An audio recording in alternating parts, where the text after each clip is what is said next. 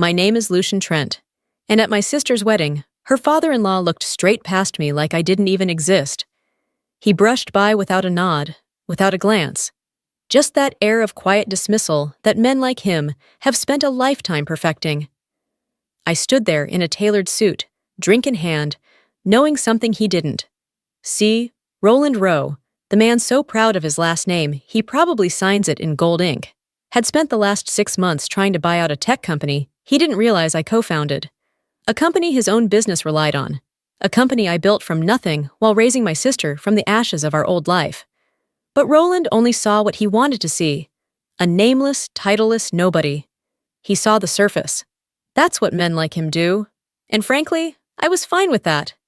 Because in a few minutes, after I got called up for an impromptu speech, I would introduce myself. And when I did, everything about the way he looked at me would change. His posture, his expression, his grip on the wine glass. Some people don't like surprises. Roland? He turned pale. And I just smiled. They say the hardest part of loss is the silence that follows. That's true, but no one tells you about the noise that comes before it. The ring of a phone at an hour it should never ring.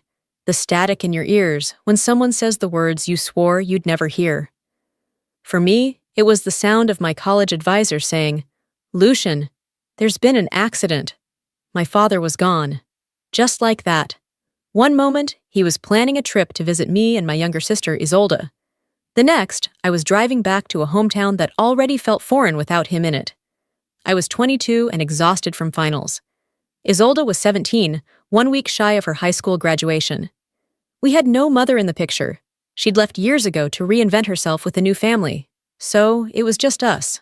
2 orphans, 1 car, and a future that had just crumbled overnight. The funeral was a blur. What came after was brutal clarity. Debt. So much debt.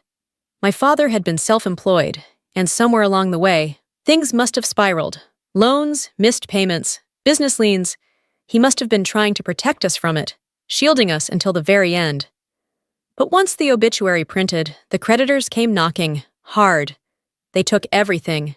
The house, the car, his workshop. All we had left was the small suitcase of clothes I'd packed for spring break. My scholarship covered tuition. But rent? Groceries? Isolde's tuition? We were on our own. That night, after the last relative left and the door clicked shut, I remember sitting on the floor with Isolde. She was crying, knees tucked under her hoodie, and I realized, no one else is coming. I was the only adult left in her world, so I made a decision. I would finish school, get a job, any job, and keep us above water. I took on work in the campus cafe, picked up evening shifts as a courier, and slept maybe 4 hours a night.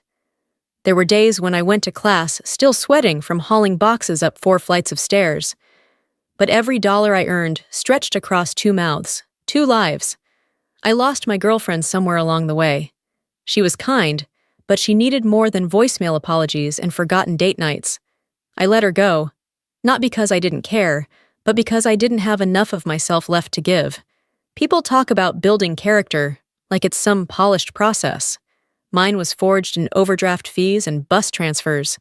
It was built when I looked at my little sister and knew she still deserved a future, even if I had to burn mine to light the path. After graduation, I didn't celebrate. There was no cap toss, no party photos, just a quiet sigh and a job offer at a mid-sized firm doing back-end operations. It wasn't glamorous, but it paid, and that was enough. I moved us into a modest 1-bedroom apartment. Isolde took the bedroom. I took the couch. She started community college while I juggled spreadsheets and client calls. Every night, I cooked us dinner, even if dinner was just rice and eggs, and on weekends, I caught up on sleep in broken shifts. But even in that grind, I kept one eye on the future. I enrolled in online courses, marketing, automation systems, SaaS platforms, anything that could sharpen my skills. I didn't know what opportunity would come, but I swore I'd be ready when it did. It came one rainy Thursday evening. I got a message from Felix Marin, an old classmate who remembered my business instincts. He and another friend were building a tech tool for automating back-end systems. He needed someone who could handle operations and pitch to early clients. I was hesitant. It sounded unstable. But it also sounded alive. And I hadn't felt alive in years. So I said yes. My life split in two. From 8 to 5, I wore slacks and answered to middle managers.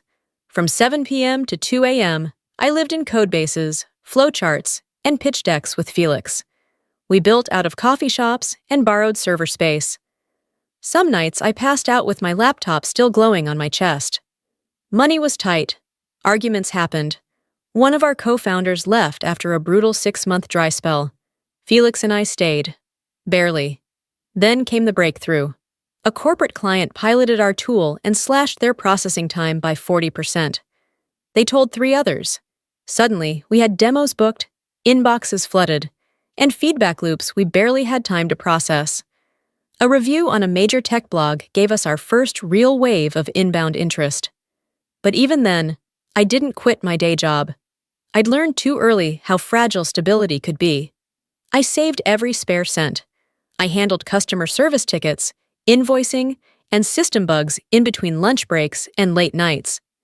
Felix became the public face. He networked, smiled at cameras, gave TEDx talks. I was the man behind the curtain, and I liked it that way. Because while others chased titles and LinkedIn clout, I chased something else: peace of mind. A life where Isolde didn't have to count every dollar at the grocery store. A life where her future wasn't defined by what we lost. She got into a state university on merit. I paid every bill on time. We had backup savings, health insurance, working appliances. That felt like luxury. No one saw how much it took, and I didn't need them to. But that silence, the choice to stay unseen, meant people like Roland Rowe could meet me and assume I was small. And that was fine by me, because I'd rather be underestimated than misjudged. I'd rather be invisible than falsely praised. But life has a way of bringing things full circle, especially when your sister decides to get married. It was a Tuesday night when Isolde called. I had just collapsed onto the couch, still in my work clothes, eating cold leftover pasta straight from the container. She sounded breathless, excited, but also strangely hesitant. "Lucian," she said, "I have something to tell you." I assumed it was about school, maybe a project or an internship. I didn't expect her next words. "I'm getting married." My fork paused in midair. "You're what?" "To Damien," she said quickly, like ripping off a bandage. "We've been seeing each other seriously for a while now, but I didn't tell you because I didn't know how." I blinked. I'd met a Damien once, in passing, but I'd never heard her mention anything serious. "Isolde, married? That's huge. Are you okay?" She laughed nervously. "I'm more than okay. I'm happy. I just needed to tell you before things moved further. He wants to meet you." That caught my attention. Anyone who wanted to marry my sister had better want to meet me. I was her brother, yes, but more than that, I was the one who stayed. I'd played every role in her life that mattered: parent, tutor, emergency contact, friend. If someone wanted to step in now, I needed to look him in the eye and measure the shape of his soul. We arranged to meet that Friday. Just a casual dinner, nothing formal. I offered to cook. I still remember opening the door and seeing Damien standing there, flowers in one hand, a bottle of wine in the other, and a grin that tried a little too hard. Something about him felt familiar. We exchanged pleasantries, sat down, and talked. He was polite, well-spoken, clearly adored my sister, but there was something in his last name that tugged at me. "Rowe," I said aloud, turning it over in my head like a coin. "Any relation to Roland Rowe?" He paused for a fraction of a second too long. "He's my father." That's when it clicked. Roland Rowe was one of our biggest enterprise clients. Not just that, he'd been actively trying to acquire our platform for months. His emails always came laced with thinly veiled offers, the kind that suggested he thought he was doing us a favor by showing interest. He was a businessman through and through, sharp suits, sharper tone, and a reputation for crushing partnerships just to own the scraps. He was all over the industry blogs. He wasn't evil, just dismissive, transactional. And now, here I was, sitting across the table from his son.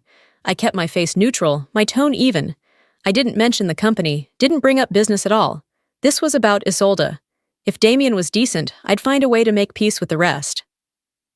Later that night, Isolde pulled me aside in the kitchen.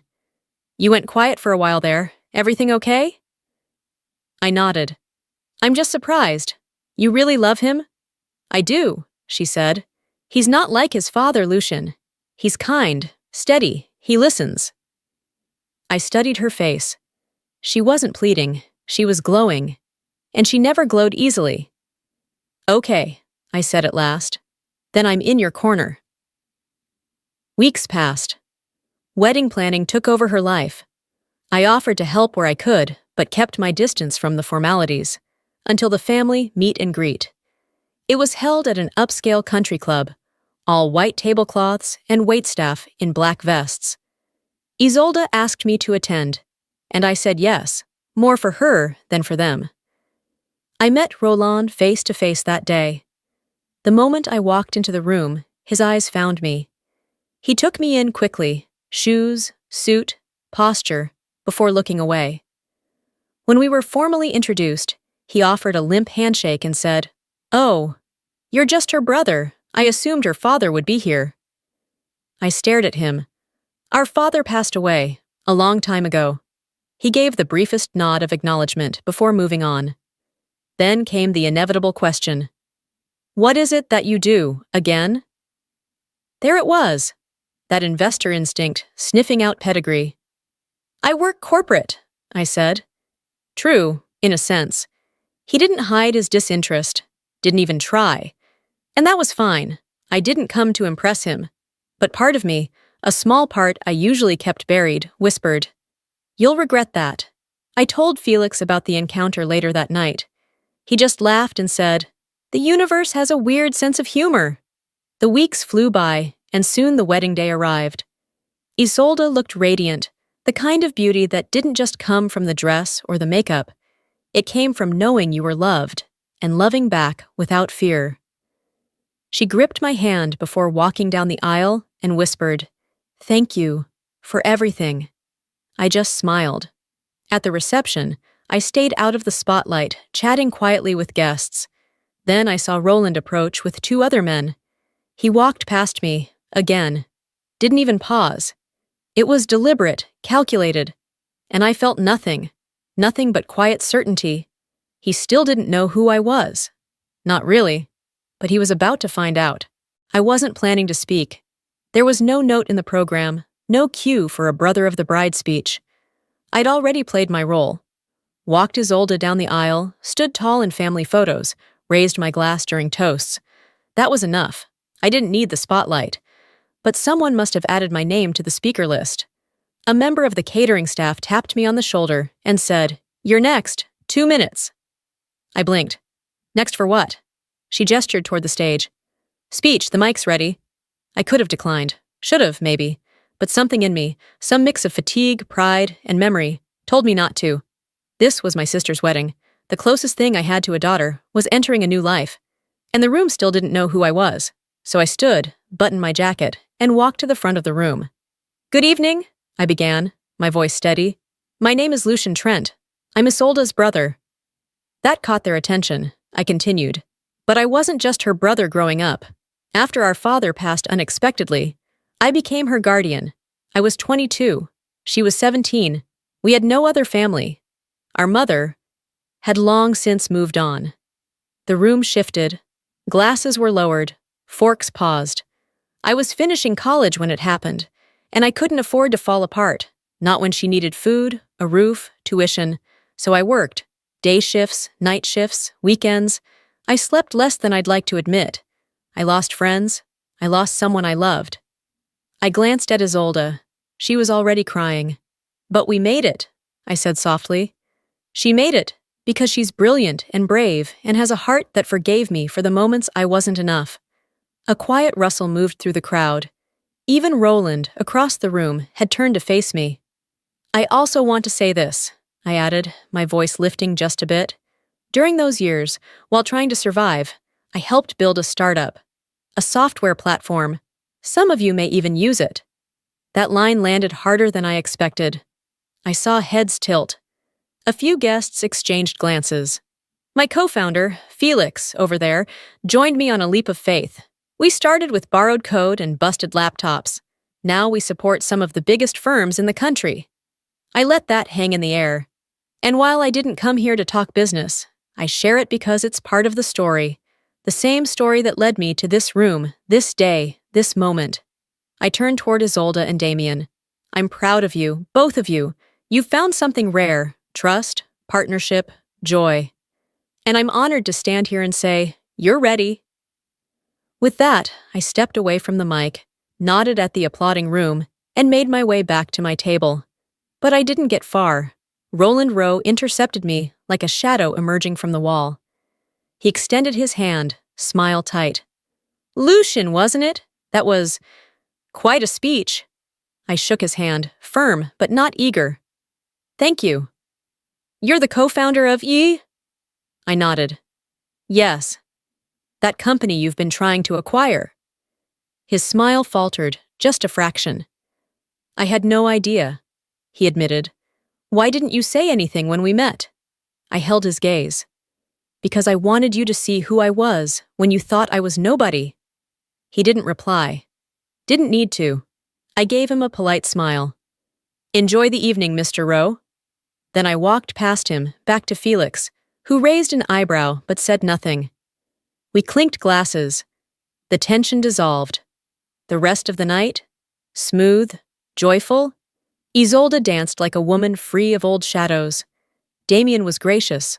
Roland stayed civil. But something in his eyes had changed. Less arrogance, more calculation. That was fine. Because I hadn't said anything untrue. And I hadn't said everything either. We never sold the company to Roland Rowe, not out of spite. Not even because of how he treated me. Truth is, the offers were impressive on paper. But I've learned to look beyond numbers. His interest wasn't built on mutual respect. It was built on the assumption that everything and everyone has a price. And I don't do business with men who only learn your worth after they read your resume. So Felix and I stayed independent. We scaled with purpose. We didn't need a buyout. We needed space to grow on our terms. Ironically, Rowe Industries still licenses our platform. His employees file support tickets through the same portal as everyone else. We respond quickly, professionally. Always polite, never personal, strictly business. Damien never brought it up. He respects boundaries, and more importantly, he respects Isolde. Over time, we've built something close to trust. I don't hold his last name against him. He's not his father. He never was. Isolde is thriving. She has peace in her life now, real peace. She teaches, gardens, volunteers on weekends, and she smiles in a way she didn't when we were younger, when everything felt like it might fall apart any second. That smile is what I fought for. That's the return on my investment.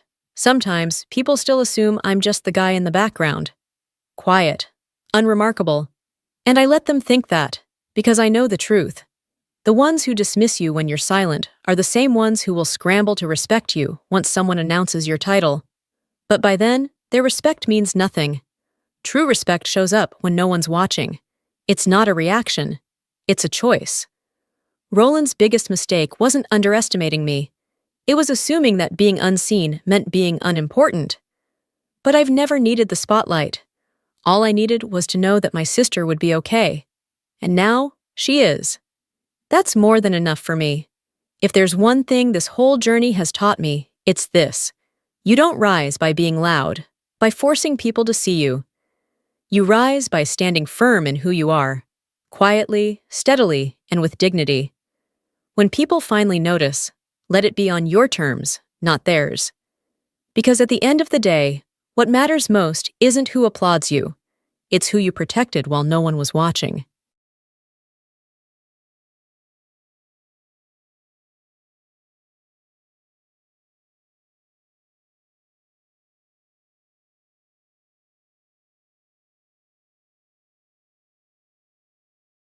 This is my true story.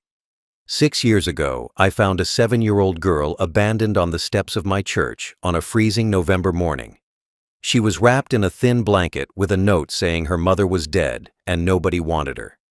Something about her broke my heart, so I decided to adopt her and raise her as my own daughter. We built a beautiful life together, and I loved her more than anything.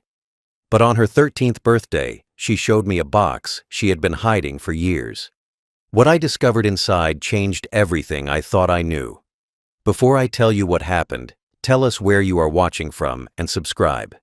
My wife left me 12 years ago in the cruelest way possible. I came home from work one evening and found the house empty. Her clothes were gone from the closet, her toiletries were gone from the bathroom, her car was gone from the driveway. There was no note, there was no explanation. She had simply packed her things while I was at work and vanished from my life. I called her phone over and over, but she never answered. I called her family and friends, but nobody would tell me where she was or why she left. A week later, I received divorce papers delivered by a lawyer I had never met. The papers were cold and formal. They said irreconcilable differences and requested division of assets. My wife had filed for divorce without ever speaking to me about it. She refused all contact with me. Every attempt I made to reach her was blocked by her lawyers. They told me she did not want to communicate and that everything would be handled through legal channels. I was devastated and confused and angry all at once. The divorce went through quickly because I did not fight it. What was the point of fighting to keep someone who clearly wanted nothing to do with me? I signed the papers and let her go, even though I did not understand why she had left. The lawyers divided our assets and our accounts. She took her share and I took mine. Within 3 months our marriage was legally over and I never heard from her again. She vanished into silence that swallowed all my questions whole. I learned years later through a mutual friend that my wife had been 3 months pregnant when she left me. She had known she was carrying my child when she walked out and filed for divorce. She had never told me about the baby. She had never given me a chance to be a father or to be part of my child's life. She had deliberately kept the pregnancy secret and cut me out completely. The betrayal of that knowledge was worse than the divorce itself. I did not know if the baby was a boy or a girl. I did not know where my wife had gone or who she was with. The mutual friend said she had moved to another state and married someone else quickly. She had started a new life with a new husband, and apparently she wanted no connection to her past or to me. My child was out there somewhere being raised by strangers, and I had no rights and no way to find them. The law said the baby was conceived during our marriage, but because she left before giving birth and because I did not know about the pregnancy, I had no legal standing. I tried to find information about my child for years. I hired a private investigator who tracked my ex-wife to another state, but could not get any details about whether she had actually given birth or what happened to the baby. My ex-wife had covered her tracks well. She used her new married name. She lived in a place where I had no connections. Every attempt I made to get information was blocked by privacy laws and by her deliberate efforts to hide from me. Eventually, I gave up searching. It was too painful and too expensive and too hopeless. I accepted that I had a child somewhere in the world that I would never know. I accepted that my ex-wife had stolen my chance at being a father. I accepted that some questions would never be answered. The grief of losing both my wife and my unknown child nearly destroyed me. I fell into a deep depression that lasted for years. I never remarried. I never moved on. I just existed in the shadow of a life that had been stolen from me without explanation. I worked long hours to avoid coming home to an empty house. I avoided relationships because I could not trust anyone after what my wife had done. I lived alone with my pain and my unanswered questions for years. The only place I found any peace was at church on Sundays, where the silence felt comforting instead of crushing. That church would eventually change my life in a way I never could have imagined. I spent years drowning in the wreckage of my wife's abandonment. The house I had shared with her became a tomb of memories I could not escape. Every room reminded me of what I had lost. The bedroom where we used to sleep together. The kitchen where we used to cook meals. The living room where we used to watch television curled up on the couch. I could not afford to move and I could not bring myself to change anything, so I just lived there surrounded by ghosts.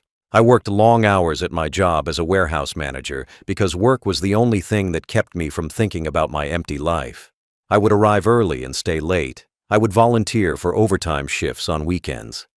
My coworkers thought I was dedicated, but really, I was just avoiding going home. Home meant silence and loneliness and the crushing weight of everything I had lost. Work meant distraction and purpose, and not having to face my pain. The house still smelled like her perfume years after she left. I found bottles of it in the bathroom cabinet that she had left behind. Sometimes I would open one and smell it, and the scent would transport me back to happier times. Then the memories would turn bitter, and I would put the bottle away and feel angry at myself for still caring about someone who had destroyed me. I should have thrown away everything that reminded me of her, but I could not. I was stuck. I never dated or tried to meet anyone new. Friends and co-workers would suggest I should get back out there and find someone. They said I was still young enough to start over and find happiness again. But I had no interest in relationships. I could not trust anyone after what my wife had done. She had seemed happy with me. She had seemed committed to our marriage. And then one day she just left without warning or explanation. If someone who promised to love me forever could do that, what hope did I have with anyone else? I became isolated and withdrawn. I stopped going out with friends. I stopped accepting invitations to social events. I made excuses about being busy or tired. Eventually, people stopped inviting me, and I was left alone with my misery. I convinced myself I preferred it that way. I told myself I did not need people or relationships or happiness. I just needed to get through each day, and that was enough. But it was not enough. I was slowly dying inside. The only place I found any solace was church on Sundays. I started attending services at a small church near my house. I was not particularly religious, but there was something comforting about sitting in the quiet sanctuary surrounded by other people. The hymns and the prayers and the sense of community gave me a brief respite from my loneliness. For 1 hour a week, I felt like maybe I was part of something bigger than my own pain. I went to the same church every Sunday morning. I sat in the same pew in the back. I did not talk to anyone or participate in social activities. I just attended the service and then left. The regulars recognized me, but they left me alone, sensing I was not ready for conversation or connection. The pastor would nod at me as I left, and I would nod back. That was the extent of my human interaction most weeks. The silence at church felt like peace instead of punishment. At home, the silence was oppressive and reminded me I was alone. But at church, the silence felt sacred and meaningful. It was a different kind of quiet. A quiet that acknowledged pain, but also offered hope that things could get better someday. I did not really believe things would get better for me, but the possibility was comforting even if it felt distant and unrealistic. I lived this way for 6 years after my wife left, working too much, coming home to an empty house, going to church on Sundays, existing but not really living. I had accepted that this was my life now. I had accepted that I would probably die alone, having never experienced real happiness again. I had no idea that one cold November morning would change everything and give me a reason to live again. 6 years ago, on a freezing November morning, I arrived at church earlier than usual. The service did not start for another hour, but I had woken up early and could not go back to sleep. The house felt particularly suffocating that morning, so I decided to drive to the church and sit in my car until the doors opened. It was one of those bitter cold mornings where the wind cut through your coat and your breath came out in clouds. The sky was gray and threatening snow. As I pulled into the church parking lot, I saw something on the front steps that should not have been there. At first, I thought it was a pile of blankets or garbage that someone had left. But as I got closer, I realized the pile was moving. I parked quickly and got out of my car and walked toward the steps. What I saw made my heart stop. There was a child sitting on the cold concrete steps, wrapped in a thin blanket. A little girl who looked about 7 years old, shivering in the freezing temperature. I rushed up the steps and knelt down beside her. She looked up at me with hollow, terrified eyes. Her lips were blue from the cold. Her small body was trembling violently. She did not speak or cry out. She just stared at me like she had given up hope that anyone would help her. I immediately took off my coat and wrapped it around her on top of the thin blanket she already had. I asked her what she was doing out here and where her parents were, but she did not answer. That is when I noticed the note pinned to her shirt. It was written on a torn piece of notebook paper in handwriting that looked rushed and angry. The note said, "Her mother is dead, and I cannot keep her, and please help." There was no name on the note, no contact information, no explanation of who had written it or why this child had been abandoned on church steps like she was garbage someone wanted to throw away. Just those few cruel words rejecting a terrified little girl. I picked her up and she did not resist. Her small body was so cold and light. I carried her inside the church through the side door that was always unlocked. The building was empty and dark because I was the only one there this early. I found the kitchen and turned on lights and started making hot tea. I wrapped more blankets around her that I found in the supply closet. I rubbed her hands trying to warm them up. She still had not spoken. She just stared at me with those huge, empty eyes. Something in her face broke my heart in a way I cannot fully explain. Maybe it was the way she had been discarded by someone who was supposed to protect her. Maybe it was the fear and resignation in her expression, like she had learned not to expect kindness from anyone. Maybe it was because I saw my own abandonment reflected in her situation. Whatever it was, I felt something wake up inside me that had been dormant for 6 years. I felt protective and angry and determined that this child would not be alone anymore. I called the police and social services and waited with her until they arrived. I held her hand and told her she was safe now. I told her people would help her and find her a good home. She gripped my hand tightly but still did not speak. When the social workers arrived to take her, I felt an unexpected pain at letting her go. I had only known this child for 2 hours, but I already felt connected to her in a way that surprised me. The social workers said they would try to find family members or figure out who had abandoned her. They said she would go to a temporary shelter until a placement could be found. I asked if I could visit her, and they said yes. As they led her away wrapped in blankets, she looked back at me one time. That look stayed with me. It was a look that said, "Please do not forget about me." And I knew in that moment, I never would. Social services worked for weeks trying to locate any family members who would take the little girl. They searched for relatives on both her mother's side and her father's side. They contacted everyone they could find, but nobody was willing to take her. Some relatives said they could not afford another child. Some said they did not have space. Some just refused without giving a reason. It became clear that this child had been unwanted by everyone in her family, not just by whoever abandoned her on the church steps. Foster homes in our area were completely overflowing. There was a shortage of foster families and too many children needing placement. The social worker told me the girl would probably end up in a group home facility because there were no foster families available. Group homes were better than nothing, but they were not ideal for a traumatized 7-year-old who needed individual attention and stability. The thought of her ending up in an institutional setting bothered me more than it should have. I found myself visiting her at the temporary shelter almost every day. I would stop by after work and bring her books and stuffed animals and small toys. At first, she would just stare at the gifts without touching them like she did not trust that they were really for her. But slowly over weeks, she started to warm up. She would pick up the books and flip through the pages.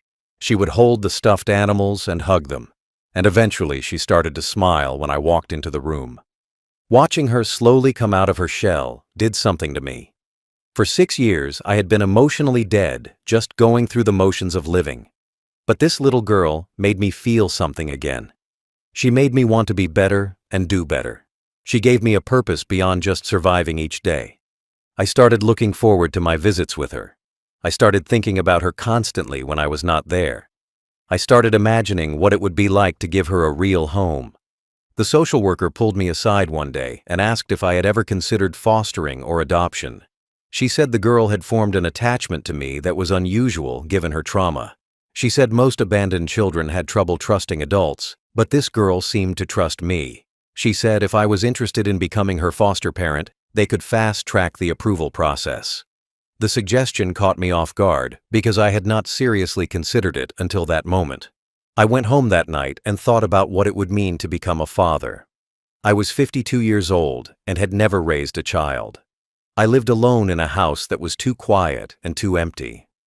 I had no experience with children and no idea if I would be any good at parenting. But I also knew that this little girl needed someone and that I was the only person who seemed to want her. Maybe we could help each other. Maybe we both needed to not be alone anymore. 6 months after I found her on the church steps, I signed adoption papers with trembling hands. The process had been faster than normal because there were no other options for her placement, and because the social workers believed I was a good match. I became a legal father to a stranger's abandoned daughter because nobody else would step up. The day the adoption was finalized, I brought her home to my house, which suddenly felt less empty and more like it had purpose again. I named her Grace because finding her on those church steps felt like undeserved mercy. I had been dead inside for 6 years, and she brought me back to life. She had been abandoned and unwanted, and I gave her a home and a family. We saved each other in ways that neither of us fully understood at the time. I became her father, and she became my daughter, and we started building a life together. I had no idea then that our connection went deeper than adoption. I had no idea that fate had brought us together for reasons I would not discover for 7 more years. Grace was quiet and careful and haunted by whatever trauma had led to her being abandoned on those church steps. The social workers had told me she had been through things no child should experience, but they did not have many details. Her mother was dead. Someone had discarded her like trash. Those facts alone were enough to cause serious psychological damage. I knew healing her would take time and patience and more love than I had given anyone in years. She did not speak for the first 3 months she lived with me, not a single word. The doctors said it was selective mutism brought on by trauma. She could speak physically, but she had shut down emotionally and refused to use her voice. I did not push her. I just talked to her throughout the day, telling her what I was doing and asking questions I did not expect her to answer. I wanted her to know I was there and that it was safe to communicate when she was ready. She flinched whenever I moved too quickly near her. If I raised my hand suddenly or turned around fast, she would instinctively duck or step back. It was clear she had been hit or hurt by adults before. I made myself move slowly and deliberately around her. I announced what I was doing before I did it. I gave her space and let her come to me instead of forcing physical contact. Gradually, over months, she stopped flinching as much. She hoarded food in her bedroom like it might disappear. I would find crackers and bread and fruit hidden in her closet and under her bed. She was terrified of not having enough to eat. I realized she must have gone hungry before. Maybe her mother had not fed her properly. Maybe whoever abandoned her had neglected her basic needs. I started letting her help me grocery shop so she could see we had plenty of food. I kept snacks in her room openly so she did not feel the need to hide them.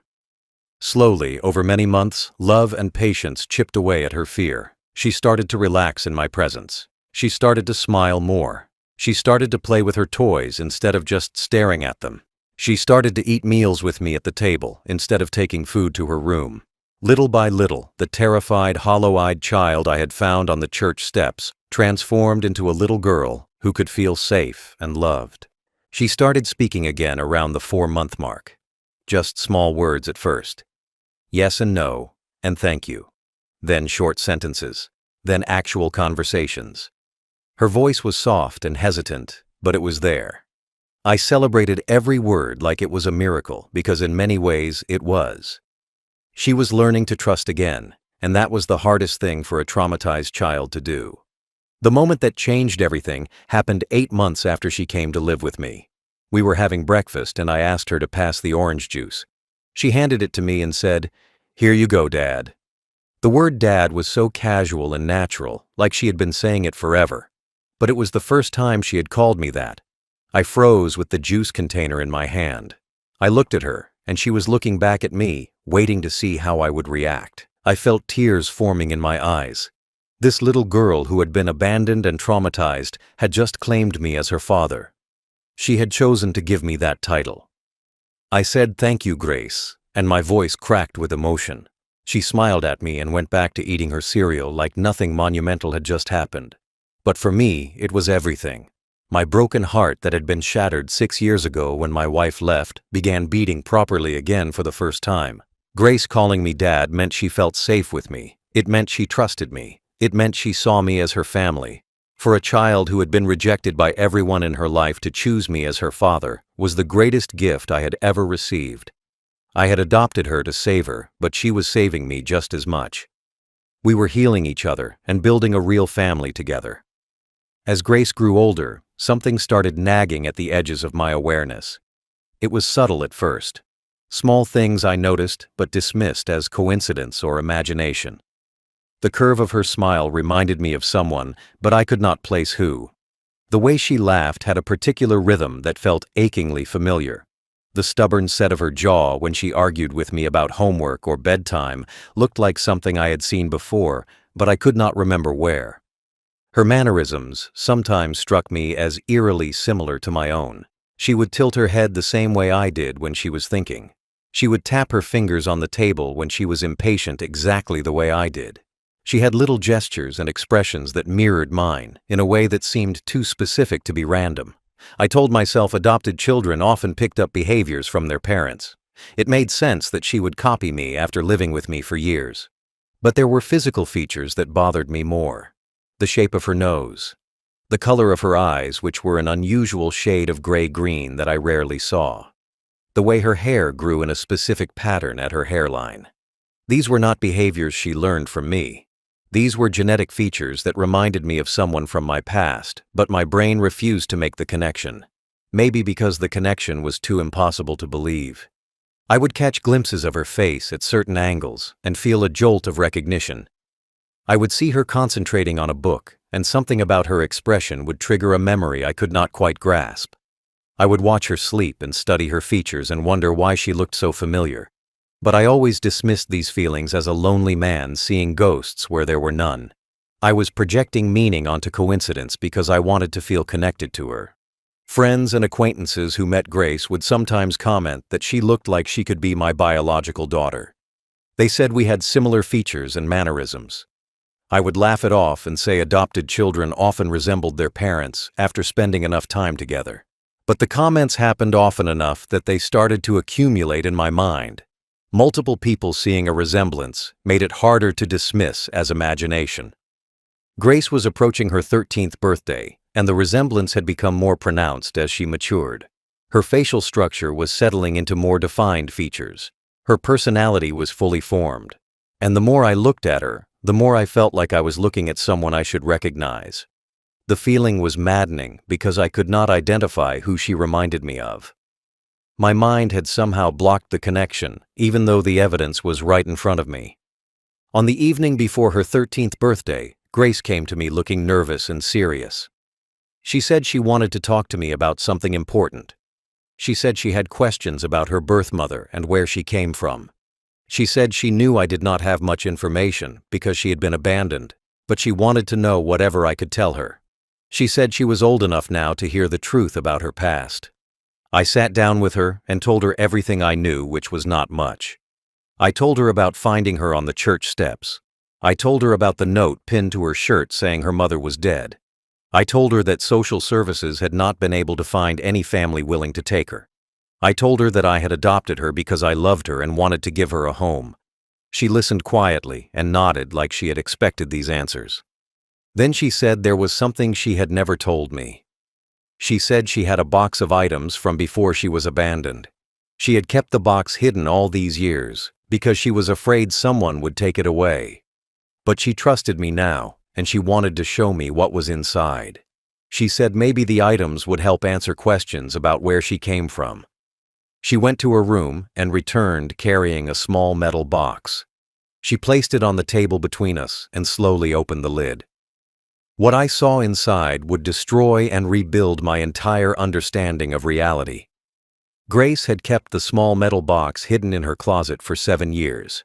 She had protected it fiercely, never letting anyone see inside. The social workers had known she had some personal items, but they had never forced her to show them. They had respected her need to hold on to something from her past. She had carried the box with her through the temporary shelter and through the adoption process and into my home. And now, on the eve of her 13th birthday, she was finally ready to share what was inside. She opened the lid slowly and carefully, like the contents were precious and fragile. Inside the box were a few items that looked old and worn. She pulled out each item one by one and placed them on the table. The first item was a photograph. It showed a woman holding a newborn baby in a hospital bed. The woman looked tired but happy. The baby was wrapped in a pink blanket. Grace said this was the only photo she had of her mother holding her. My hands started to shake as I looked at the photograph. The woman in the picture was unmistakably my ex-wife. The face I had tried to forget for 12 years was staring back at me from a photo of her holding a newborn baby. Her hair was different and she looked younger, but it was absolutely her. There was no doubt. I felt like the room was spinning. I could not breathe. This could not be real. This had to be some kind of mistake or hallucination. Grace pulled out the second item, which was a hospital bracelet, the kind they put on newborn babies to identify them. The bracelet was pink and had information printed on it in faded ink. It read, "Baby girl born to Sarah Mitchell." Sarah Mitchell was my ex-wife's maiden name. The date on the bracelet was exactly 9 months after my wife left me. The pieces were falling into place in my mind, but I could not accept what they were telling me. The third item was a death certificate. Grace said this was her mother's death certificate. The certificate showed that Sarah Mitchell had died in a car accident 7 years ago. The date of death was about 6 months before Grace was abandoned on the church steps. The certificate confirmed that the woman in the photograph was dead, and that woman was my ex-wife. The woman who had left me 12 years ago had died 7 years ago, and somehow her daughter had ended up abandoned at my church. I stared at the items on the table, unable to speak. My brain was trying to process impossible information. The little girl sitting across from me was the daughter of my ex-wife. But that meant she was also my daughter. My ex-wife had been pregnant when she left me. She had given birth to our child 1 month after our divorce. She had raised that child in secret with a new husband, and when she died, that child had been abandoned. That child was Grace. My adopted daughter was my biological daughter. Grace was looking at me with concern. She asked if I was okay because my face had gone white. She asked if I knew the woman in the photograph. I could not form words. I just nodded. She asked how I knew her. I managed to whisper that the woman was my ex-wife. Grace's eyes went wide. She said, "But that means..." She could not finish the sentence. She was starting to understand what I was understanding. I picked up the photograph again and looked at it closely. Now that I knew who the woman was, I could see Grace's features in the baby's face. The same nose, the same shape of the eyes. The resemblance I had been noticing for years suddenly made perfect sense. Grace looked like my ex-wife. She looked like me. She looked like us because she was ours. The child I had unknowingly been raising for 7 years was the child my ex-wife had stolen from me 12 years ago by leaving without telling me she was pregnant. I started crying. Years of grief and confusion and pain came pouring out. Grace looked terrified. She asked if she had done something wrong by showing me the box. I shook my head and pulled her into a hug. I told her she had done nothing wrong. I told her we needed to do a DNA test to confirm what I already knew in my heart. She was my daughter. She had always been my daughter. And somehow, through tragedy and abandonment, she had been returned to me. Over the next few days, I pieced together what must have happened using the information from Grace's box and some investigation. My ex-wife had given birth to our daughter, Sarah. Grace, exactly 1 month after our divorce was finalized 12 years ago. She had used her maiden name on the birth certificate and hospital records, which explained why I never found any trace of the baby when I searched for information years ago. She had deliberately hidden the birth from me and from anyone who might tell me about it. She had moved to another state and married a man named Robert within months of giving birth. The timeline suggested she might have been involved with Robert even before she left me, which would explain the sudden departure without explanation. She started a new life with her new husband and my daughter. She raised Grace for the first 6 years of her life, keeping her existence secret from me. She made sure I had no idea I was a father. She stole that from me deliberately and completely. Robert apparently resented Grace from the beginning. According to records I found, and people I talked to, Robert had made it clear he did not want to raise another man's child. He tolerated Grace while my ex-wife was alive, but he never treated her as his own daughter. He was cold and distant to her. Grace had vague memories of a man who ignored her and made her feel unwanted. That man had been her stepfather, who saw her as a burden and a reminder that his wife had a past. 2 years after marrying Robert, my ex-wife died in a car accident. The accident happened on a rainy night when her car hydroplaned and crashed into a barrier. She died instantly. Grace was only 6 years old and suddenly motherless. The only parent she had ever known was gone. That should have been the moment when Robert stepped up and became a real father to the little girl who had lost everything. But Robert did not step up. Robert did exactly the opposite. Within 6 months of my ex-wife's death, Robert abandoned Grace. He could not legally put her up for adoption without her biological father's consent, and he did not want to involve me, because that would expose what my ex-wife had done. So he took the coward's way out. He drove Grace to a church on a freezing November morning. He left her on the steps with a note saying her mother was dead and he could not keep her. Then he disappeared, leaving a traumatized 6-year-old to fend for herself. Grace had been abandoned twice in her short life. First by her mother's lies, which kept her from knowing her real father. Then by her stepfather's cruelty, which literally left her on church steps like garbage. For 6 years, I had been unknowingly raising my own biological daughter. The child my ex-wife had hidden from me had been returned to me through the most tragic circumstances imaginable. She had been abandoned at the one place I went every week.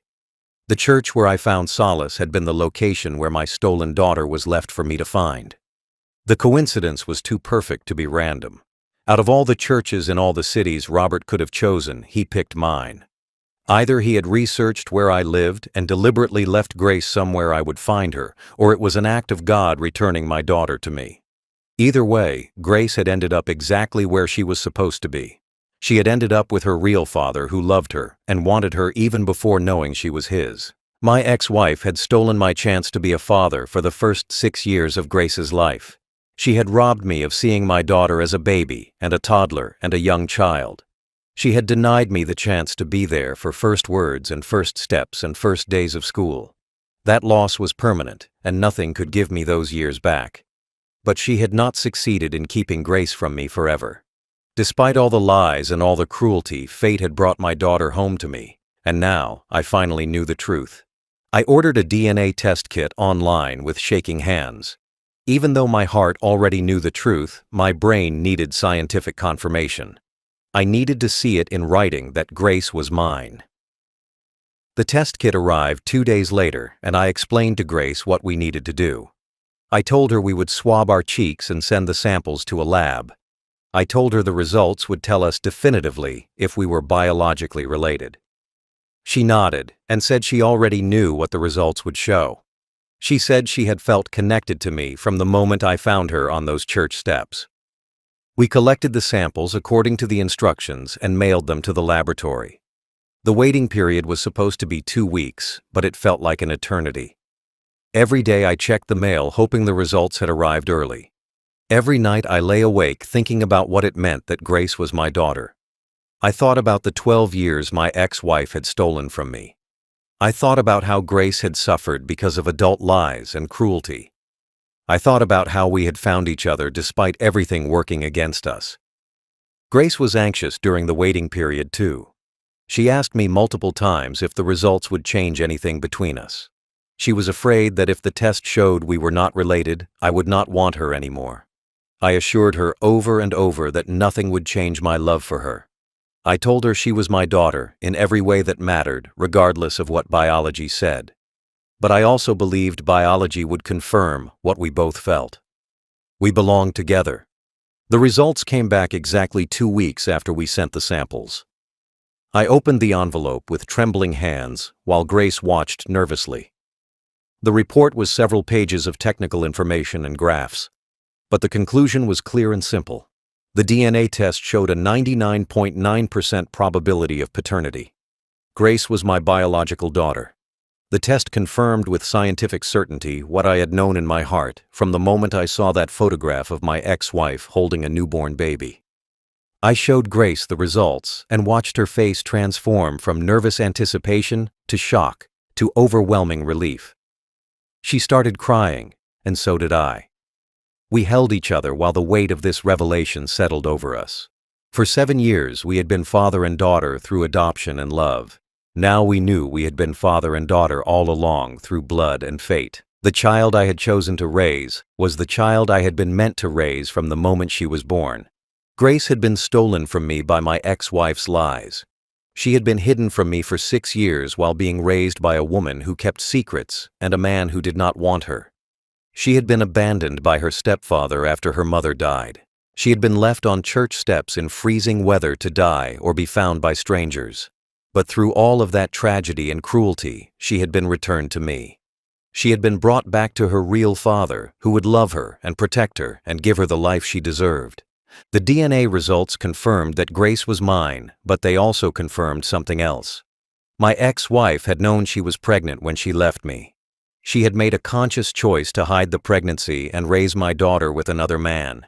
She had robbed me of fatherhood deliberately and without remorse. She had stolen 6 years of my daughter's life from me. I would never get those years back. I would never know what Grace was like as a baby or a toddler. Those memories belonged to my ex-wife and to Robert. But I had Grace now, and that was what mattered. I looked at Grace sitting across from me holding the DNA results in her hands. My daughter. My stolen daughter who had been abandoned twice and returned to me by what felt like divine intervention. We had been brought together by tragedy, but we had built something beautiful. We had become a real family. And now we knew the truth that had been written in our resemblance all along. I sat Grace down the evening after we received the DNA results and showed her the paperwork one more time. I wanted to make sure she fully understood what this meant for both of us. I told her that the woman in the photograph was not just someone I used to know. She was my wife, who had left me 12 years ago. And the baby in that photograph was her, which meant I was her biological father. I had been her father all along, even before I adopted her. We were connected by blood, and by fate, and by 7 years of building a life together. Grace looked at me with tears in her eyes and asked the question that mattered most to her. She whispered, "Are you my real dad?" Her voice was small and uncertain, like she was afraid of the answer. I understood her fear.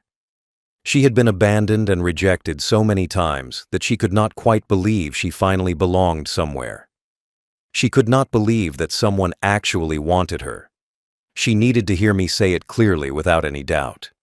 I took her hands in mine and looked directly into her eyes. I said, "You were always my real dad." I said, "From the moment you were born, you were mine, even though I did not know you existed." I said, "Your mother took you away from me, but life brought you back."